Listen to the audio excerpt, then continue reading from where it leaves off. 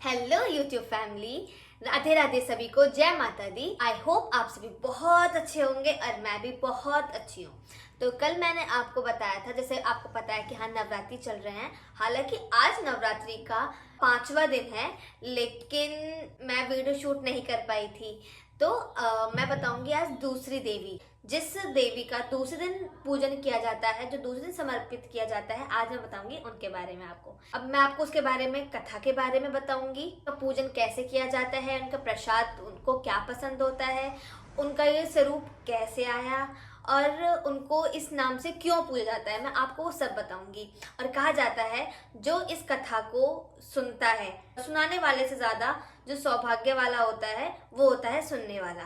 तो कृपया करके ये वीडियो स्किप मत करना, पूरा सुनना। तो जैसे आप सभी को पता है कि ब्रह्मचारिणी से समझ में आता है ब्रह्मचार्य कौन होते हैं, जिनकी जिंदगी तपस्या से, तप से ही कनेक्ट होती है। तो ब्रह्मचारिणी देवी का दूसरे दिन हमारे हिंदू धर्म में पूजा की जाती है। ब्रह्मचारिणी की पूजा से मनुष्य के अंदर तप, सदाचार्य, वैराग्य और संयम की वृद्धि होती है। माँ ब्रह्मचारिणी अपने साधकों, मतलब अपने भक्तों के जितने भी सद्गुण होते हैं, जितने भी दोष होते हैं, उन सबको समाप्त करती हैं। और माँ ब्रह्मचारिणी की पूजा से हमें सिद्धि और हमें हमेशा विजय प्राप्त होती है।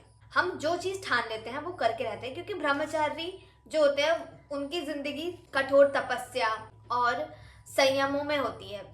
कहते हैं ना संगति का असर होता है। तो हम ब्रह्मचारिणी की आस्था करेंगे, आराधना करेंगे हम उनकी, तो हमारे अंदर भी उनके गुण आएंगे। तो हम भी, जैसे उन्होंने अपने समय में तप किया, अपने आप को इतना कठोर बना लिया, तो ऐसे ही हमारे अंदर धीरे धीरे वो चीजें आनी शुरू हो जाती हैं। अभी मैंने आपको बताया ब्रह्मचारिणी के बारे में कि इनसे हमें क्या प्राप्त होता है, इनसे हमें सिद्धि प्राप्त होती है, इनसे हमें विजय प्राप्त होती है, और जो हम अपने मन में ठान लेते हैं हम हमेशा वो करके छोड़ते हैं। इससे होता है ये। अब आपके मन में सवाल आ रहा होगा कि इस दिन हम देवी माँ को क्या भोग लगाएं और उनको भोग में क्या पसंद होता है। तो इस दिन हमको ब्रह्मचारिणी को भोग में चीनी का भोग लगाना चाहिए, शक्कर का भोग लगाना चाहिए, और कोई भी अगर ब्राह्मण आता है तो उस ब्राह्मण को चीनी दान में देनी चाहिए। और जब हम इनकी आराधना करते हैं, जब हम पूजा करते हैं, तो हमें हाथ में एक पुष्प लेके, एक फूल लेकर उनका ध्यान करना चाहिए। और माँ ब्रह्मचारिणी की पूजा करने से हमारे रुके हुए सारे काम संपूर्ण होते हैं, हमारे मन को शांति मिलती है, हर चीज में विजय प्राप्त करते हैं, हमें कुछ भी त्याग करने में जरा भी संकोच नहीं होता है। हम एक ब्रह्मचारी बनते नहीं है, पर एक ब्रह्मचारी वाले हमारे अंदर भावनाएं आ जाती हैं, और हमारे जिंदगी में जितनी भी परेशानियां होती हैं माँ ब्रह्मचारिणी सब हल कर देती हैं। जितनी भी परेशानियां होती हैं सब चीज। ये हो गई इनके प्रसाद की, इनके भोग की बात, इन्हें क्या पसंद है और ये हमारे जिंदगी पे किस तरीके का असर डालती हैं। अब मैं आपको बताती हूँ इनके जन्म के बारे। इनका जो जन्म हुआ था, पूर्ण जन्म हुआ था, वो हुआ था हिमालय में।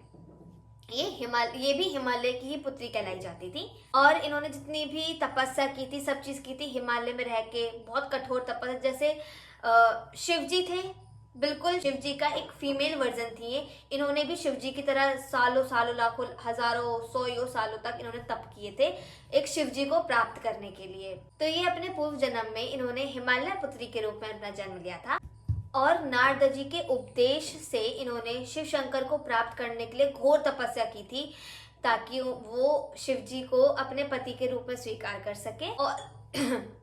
और इनकी कठोर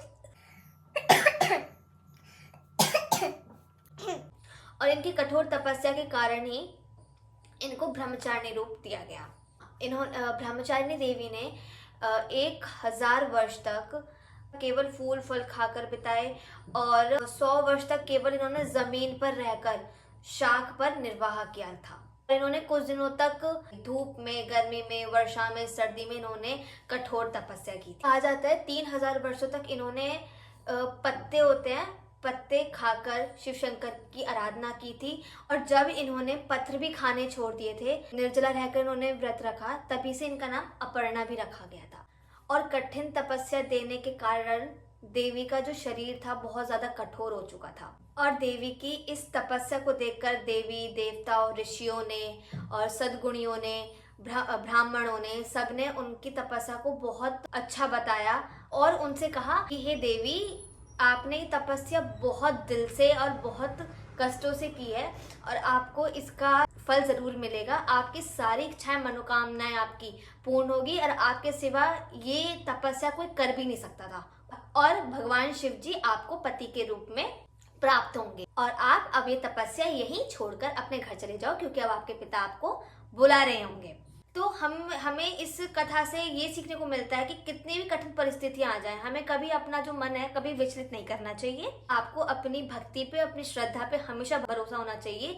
और अगर आप माँ ब्रह्मचारिणी की पूजा करते हैं तो आपको सिद्धि, आपको संयम, आपको त्याग, आपको संघर्ष और आपको हर चीज की प्राप्ति होगी। और आपकी जिंदगी में कितनी भी उलझनों में आप फंसे होगे, आपको वो बहुत आसानी से उन चीजों से निकलना समझ में आ जाएगा। आप एक बहुत सुलझे हुए इंसान बन जाएंगे अगर आप ब्रह्मचारिणी की पूजा करते हैं। क्योंकि ब्रह्मचारी का जो जीवन होता है वो खुद इतने कष्टों में होता है कि उनको ये छोटी मोटी चीजों से इतना कोई असर नहीं पड़ता, क्योंकि उनका जो एक फोकस होता है, उनका जो एक टारगेट होता है, वो सिर्फ एक चीज होती है, परमात्मा की भक्ति का। तो वो सिर्फ उसी में अपना पूरा जीवन निकाल देते हैं। उनको अपनी भक्ति पे भरोसा होता है। अब आप लोग सोच रहे होंगे कि चलो सब चीज तो पता चल गई कि इनका भोग, इनका रूप ये कैसे आया और इन्होंने कहाँ जन्म लिया, ये किसकी बेटी हैं, लेकिन अब इनका हमें आराधना कैसे करनी है।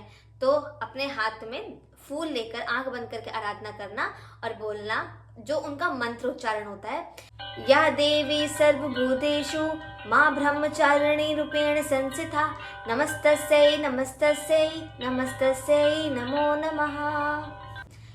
ये उनका उच्चारण है। ये आप जरूरी नहीं है एक बार ही करें, आपका मन जब तक करता है आप जब तक करिए। और भगवान से मैं प्रार्थना करती हूँ कि आप पे भी और मुझ पे भी माँ ब्रह्मचारिणी अपनी दृष्टि डालें और हमारी मन की जितनी भी परेशानी है, जितनी भी रुकावटें हैं, जितने भी हमारे काम रुके हुए हैं, माता रानी हमारे पूरे करे। और इसी के साथ मैं आपसे विदा लेती हूँ। तीसरी देवी के बारे में आपको कल बताऊंगी। जय माता दी।